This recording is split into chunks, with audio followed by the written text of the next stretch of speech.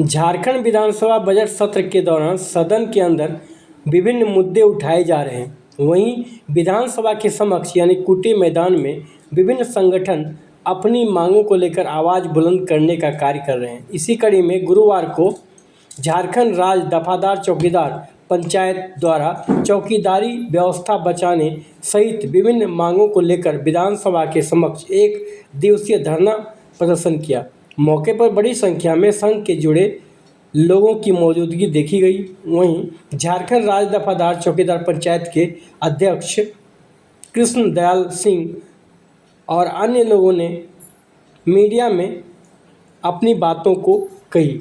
उन्होंने क्या कहा, आइए सुनते हैं। अभी तक हमारी मांग पूरी नहीं हुई है, इसलिए हम लोग पुनः आ गए हैं सरकार के सामने।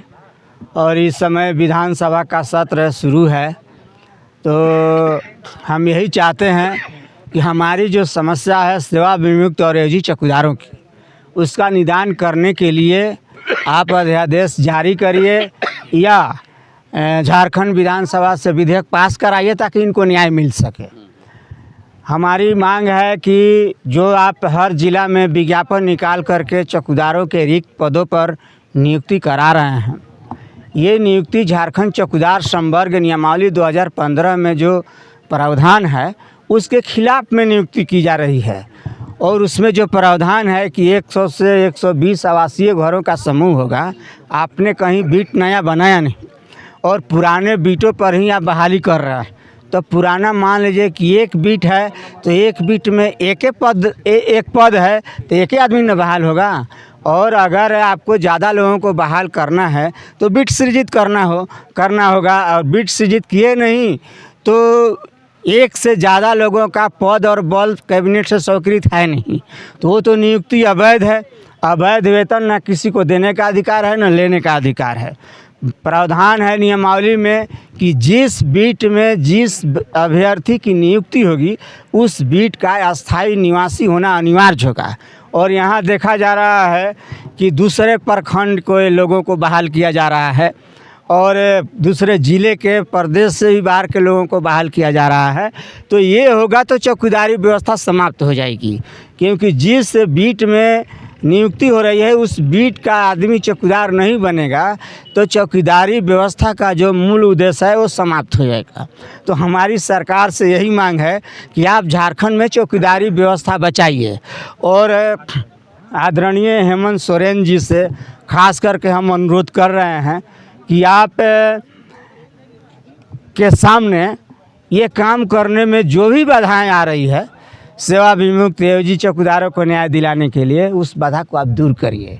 इसलिए कि जनता आपको शक्ति दी, लाखों लोग समर्थन आपको दिए हैं, करोड़ों लोग समर्थन आपको दिए सरकार बनाने के लिए। तो आप कानून बनाइए, नियम बनाइए। हमारे खिलाफ में किसी कोर्ट का ऑर्डर पास हुआ है तो इसलिए पास हुआ है कि हमारा पक्ष वहाँ नहीं रखा गया, कागज़ पत्र हमारा वहाँ नहीं रखा गया। ये सरकार की जिम्मेवारी थी। हमारे पक्ष में जो ऑर्डर हुआ था उसका भी प्रति सरकार नहीं रख पाई वहाँ, तो हमारे खिलाफ में ऑर्डर पास हुआ।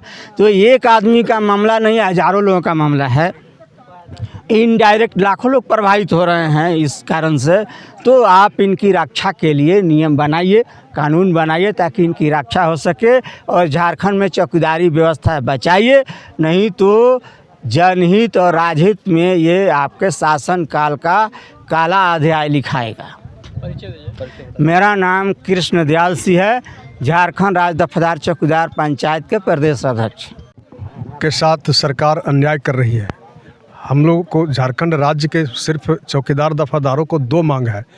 पहली मांग है कि जो आपका आदेश था, जो राज्य सरकार का आदेश है, आप आदेश जो निर्गत किए हैं सभी डीसी को कि कोई भी चौकीदार दफादार सेवानिवृत्त होता है तो उसके आश्रित को एक बार अपवाद स्वरूप बाउंड कर नियुक्ति करनी है।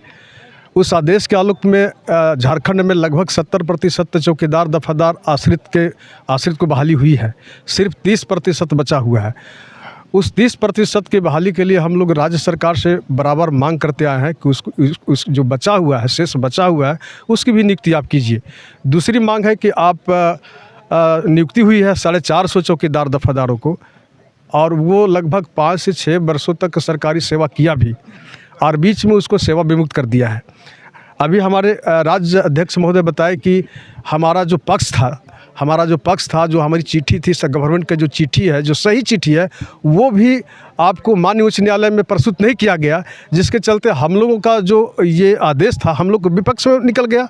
तो हम लोग को जो राज्य सरकार का जो चिट्ठी था, जो सही चिट्ठी है, उसको भी पक्ष में वहाँ नहीं रखने का कारण न्यायालय हम लोग को विपक्ष में कर दिया, और उस निमित्त वो हम लोग के साथ इस तरह का व्यवहार कर रहे हैं। तो हम लोग कहने के लिए हम लोग बार बार इस तरह का मांग कर रहे हैं कि जो आपके ये चिट्ठी में जो निर्गत आदेश है, जो आपके चिट्ठी में त्रुटि है, उस त्रुटि को दूर करके हमारा जो झारखंड में जो सही चीज़ है, उस चीज़ को बहाल कर दीजिए। धरना के बाद सरकार यदि नहीं मानती, हम लोग को तो पूरा विश्वास है कि जो त्रुटि है, जो 2015 में नियमावली संवर्ग बनाई है, उसमें बहुत सा त्रुटि है। यदि गवर्नमेंट उस त्रुटि को समझ ले, दूर कर दे, तो हम लोग को कोई आवश्यकता नहीं पड़ेगा धरना प्रदर्शन के लिए।